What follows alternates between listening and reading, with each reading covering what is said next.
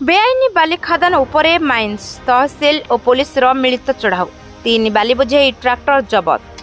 एभली दृश्य देखा मिली बालेश्वर जिला जलेश्वर तहसिल अधीनस्थ पंचु घंटा ठारे।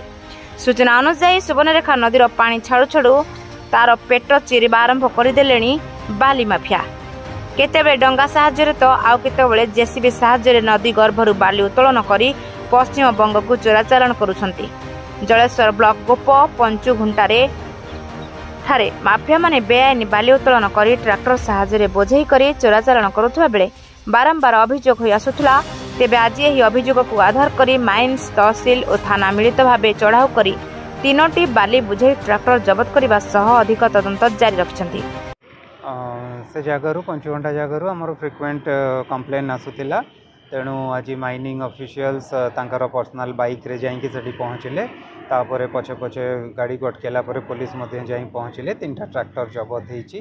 3टा ट्रैक्टर रु 2टी ट्रैक्टर ऑन द स्पॉट बाली अनलोड करदेले। मात्र गोटे को बाली सहित जबत कराई। 3टा जाक को डंपयार्ड रे रखाला।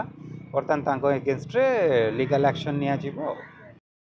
बस्तारू जगत कुमार गिरी रिपोर्ट रूपाथालिया न्यूज।